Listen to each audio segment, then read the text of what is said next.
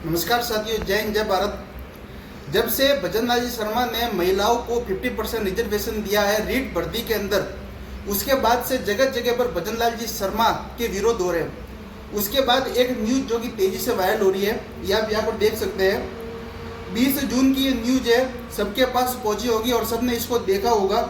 इसके बाद कोई इससे खुश हो रहा होगा और कोई इससे भी नाराज होगा, क्योंकि महिलाओं को 50% महिलाओं को सीट रीट के अंदर दे रखी है।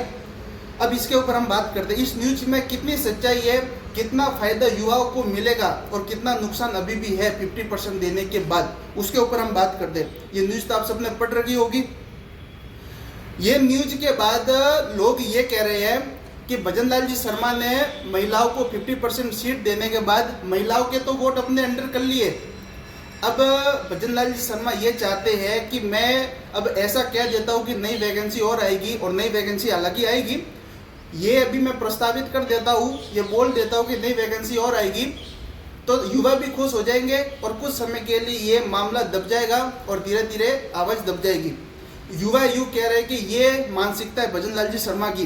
तो इसके ऊपर मैं बात करता हूँ। सबसे पहली बात कि आज भी घर का मुखिया ये डिसाइड करता है कि वोट किसे देना है, यानी कि महिला को 50% वोट देने के बाद भी ये नहीं है कि महिलाएं आपको ही वोट देगी। ये शायद सुभाष जी चारण का मैंने ये देखा था कि आज के समय में भी घर का मुखिया इस तय करता है कि वोट किसे देना है। उसके ऊपर हम बात करें कि उन्होंने कहा है कि अन्य भर्तियां भी निकालेंगे। अब मुझे आप ये बताइए, जो बालक BSTC करा है, जिसने B.Ed कर रखी है, उसको आप रीट के अंदर तो जगह नहीं मिलेगी। आप इतनी सब डिग्रियां करने के बाद आप चाहते हो कि वह किसी अन्य भर्ती की तैयारी करे। जैसा कि आपने कहा है कि और वैकेंसी आएगी, यानी कि रीट की तो आप आज छोड़ दो, रीट तो हम महिलाओं के लिए दे रहे हैं, आप किसी और की तैयारी करो। यानी कि बात यही होगी कि किसी व्यक्ति को CM पद से इस्तीफा दिलाओ, उसको प्रधानमंत्री बनने के लिए छोड़ दो कि प्रधानमंत्री का पद खाली है। यही बात होगी कि आप BSTC करो, B.Ed करो, उसके बाद रीट की मत करो, रीट तो हमने दे दी आरक्षित, आप किसी और की तैयारी करो। ये का ये कहना है साम तौर पर। महिलाओं के तो वोट मिले इस वैकेंसी के बाद, उनको लगता है कि महिला वोट मिल जाएंगे और 50% का बोलेंगे तो महिलाएं तो दे ही देगी। उसके बाद नई वैकेंसी का बोला है तो युवा भी आ जाएंगे। इसके अलावा राज्य और देश की जो रीढ़ की हड्डी होती है युवा, अब उसके पीठ पे खंजर घूमने का काम कर रहे हो। युवा वर्ग नाराज है। मैंने इससे जो पहले वाला वीडियो था उसके अंदर भी कहा था कि युवा वर्ग नाराज है और जगह जगह पर इसका विरोध हो रहा है। और ऐसे में इनकी ये न्यूज युवाओं को ऐसा आश्वासन जरूर देती है कि हाँ, तैयारी चालू रखिए, तैयारी कीजिए। परंतु जो लड़का, इस बात पर जरूर गौर कीजिएगा, अगर कोई लड़का अपने पिता को कर्जे में डालता है, 12वीं करता है, उसके बाद BSTC करता है, अपने गृह जिले से 500-600 किलोमीटर दूर उसे BSTC कॉलेज मिलती है, उसके बाद वह धक्के मुक्के खाता है, 2 साल वहाँ पर रहता है, वहाँ से BSTC करता है। और आपको पता है BSTC कॉलेज के अंदर कितने उच्च नीच होता रहता है, वहाँ पर कितना स्ट्रगल करना पड़े छात्र को BSTC और B.Ed करते समय। इतना वह काम करता है, इंटर्नशिप वगैरह सब पूरी करता है, फर्स्ट ईयर सेकेंड ईयर में पास हो जाता है।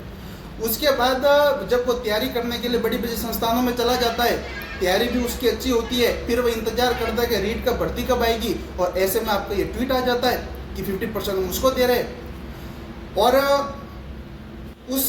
अगर वह बालक इतनी तैयारी करने के बाद अगर फाइनल में 1-2 नंबर से रह जाएगा आपके 50% की वजह से, तो क्या वह योग्य नहीं है? वो योग्य है, उसने तैयारी की है, परंतु आपके 50% की वजह से वह रह सकता है। अब ये तो इसकी बात। मेरा जो पिछला वाला वीडियो था उसके अंदर मैंने कमेंटें पढ़ी, मैं आपको यहाँ पर दिखाने की कोशिश करूँगा। उसके अंदर मैं कह सकूँ 99% कमेंट ऐसी थी जो सब मेरा समर्थन कर रहे थे, वो सब बोल रहे थे कि आप सही बोल रहे हो। पर एक कमेंट ऐसी थी, मैं आपको यहाँ पर दिखाऊँगा, जो बोल रही थी कि अगर किसी की पत्नी या बहन बनेगी इस 50% की वजह से, तो उसका पति भी खुश होगा और उसका भाई भी खुश होगा। हाँ, बहन जरूर खुश होगा, परंतु हर सिक्के के 2 पहलू होते हैं।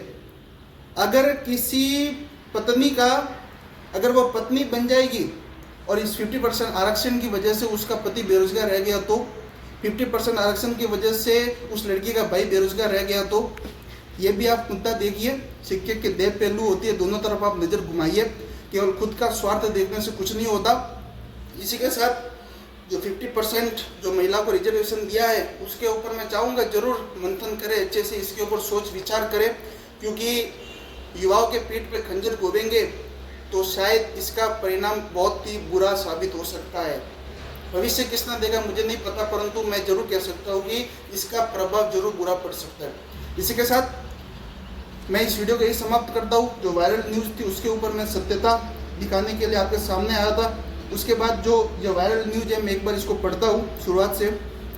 20 जून 2024 का है। मुख्यमंत्री भजनलाल शर्मा का अभिनंदन कार्यक्रम तृतीय श्रेणी शिक्षक भर्ती में महिला 50% करने का अभिनंदन आभार। मुख्यमंत्री भजनलाल शर्मा का युवाओं को बड़ा संदेश। उसके बाद कहा कि युवाओं को विश्वास दिलाता हूँ कि आपको भी वंचित नहीं रखा जाएगा। जहाँ जरूरत होगी वहाँ युवाओं को भागीदारी दी जाएगी। तैयारी कीजिए, आगे भी वैकेंसी आने वाली है। प्रदेश के युवाओं को निराशा नहीं होगी। यानी कि आप BSTC करो, BEd करो, उसके बाद रीड के अंदर आपको जगह मिलेगी नहीं, आप किसी और वैकेंसी की तैयारी करो। कहीं ना कहीं यही युवाओं का कहना है। इसके अलावा और तो बहुत कुछ कहने के लिए, परंतु इस वीडियो को मैं यही समाप्त करना चाहूँगा और अगले वीडियो में मिलते हैं। इस वीडियो को मैं यही समाप्त करता हूँ। मैं पृथ्वी दाजपुर, जय हिंद, जय भारत।